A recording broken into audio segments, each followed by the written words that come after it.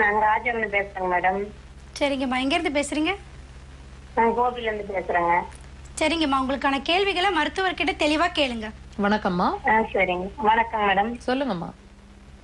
Madam, எனக்கு ரொம்ப நாள் தலைவலிங்க மேடம். நீண்ட நாள் தலைவலிங்க. அம்மாவோட வயசு சொல்லிட்டு உங்களோட கேள்வி சொல்லுங்க. 38 வயசு ஆச்சுங்க மேடம். சரி, இப்ப சொல்லுங்க.